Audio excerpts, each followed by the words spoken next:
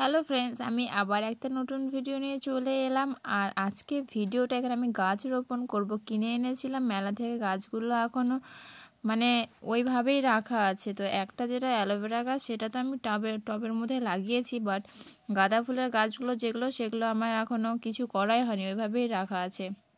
ভাবলাম আজকে যখন মনে পড়েছে যে গাছটাকে আমি ঠিকঠাক করব, তো ওই জন্য আমি লেগে পড়েছি। তার মধ্যে দেখছি এটা দুপুর টাইমের ভিডিও, তখন দেখছি আমার হাজব্যান্ড আবার চলে এলো।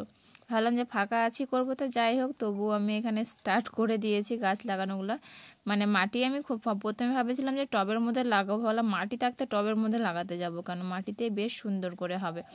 তো দুটো গাছ নিয়েছিলাম, দুটোই থোকা নিয়েছিলাম। আর থোকাগুলো এত বড় বড় হবে না, যখন মেলাতে দেখেছিলাম কত বড় বড়, ওই জন্য নিয়েছি যে বীজ রাখবো বলে।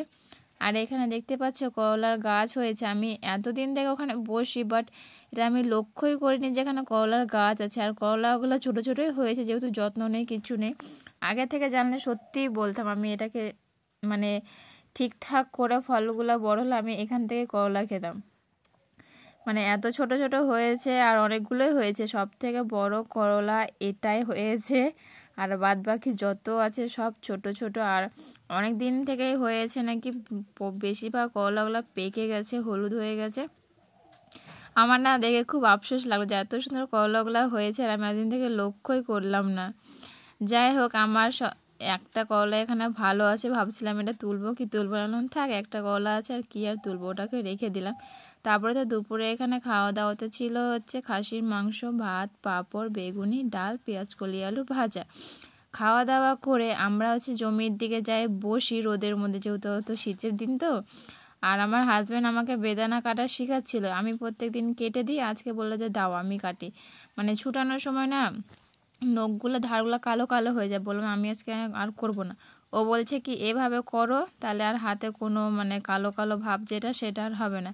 আমি বললাম ঠিক আছে, তাহলে তুমি করে দেখিয়ে দাও। তো ও এখানে কাটছিল এইভাবে করে। আর আজকে আমি একটুকু হাত লাগাইনি এটাতে, ও বের করে দিয়েছিল। হ্যাঁ, বললাম তুমি করো, তুমি যখন হাত দিয়েছো আমি আর করব না। সত্যিই বললাম, এটা আমার ক্ষেত্রে না, সবার ক্ষেত্রেই হয়তো হয় যে বেদানা ছোটানোর সময় নখের ধারগুলো কালো কালো হয়ে যায়। যাই হোক, এখানে ফল টলগুলো খেলাম।